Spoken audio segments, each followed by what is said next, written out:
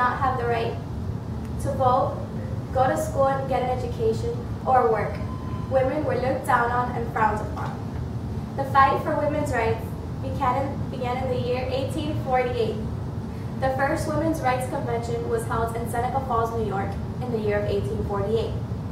Later, in the year of 1850, the first National Women's Rights Convention was held.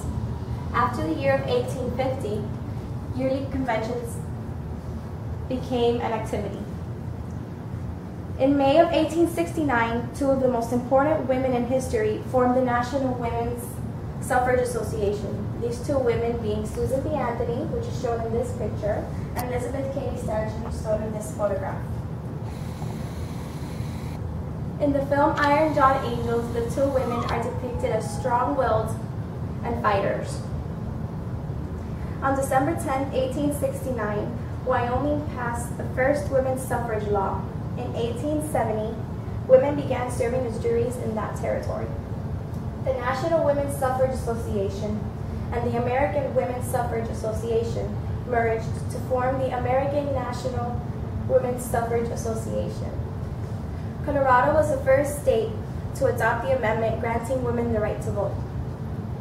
In 1893, later, 3 years after, in 1896, Utah and Idaho adopted the laws, and following Utah and Idaho, states such as Arkansas, Kansas, New York, Alaska, Washington, and California adopted the laws as well. The National Association of Colored Women was formed in 1896, making 1896 an extremely busy year. In 1903, the National Women's Trade Union League was established. Alice Paul and Lucy Burns, two other extremely significant women in history, formed the Congressional Union to pass the Federal Amendment of Women's Rights to Vote, and they later named the name to the National Women's Party. The members of the party picketed wartime President Woodrow Wilson. The women picketed several times a day and were arrested for several different charges which remains unclear. In the film Iron John Angels, the officers asked the women asked the officers the charges they were being charged for, and the officers remained silent and did not explain to the women exactly what it is that they were being arrested for. In jail, the women continued to be strong-willed and even went on starvation diets. Alice Paul nearly starved to death in jail and was fed through a feeding tube and yolk. In 1919, the Federal Women's Suffrage Amendment was passed by the House of Representatives and the Senate.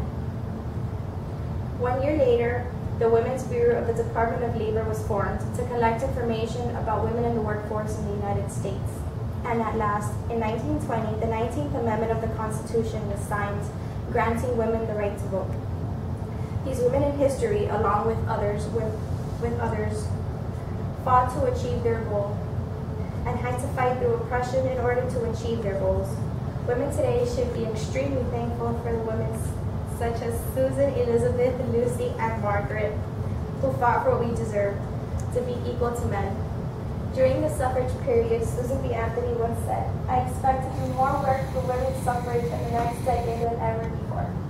And as First Lady Hillary Clinton once said, "Women's rights are human rights, and human rights are women's rights."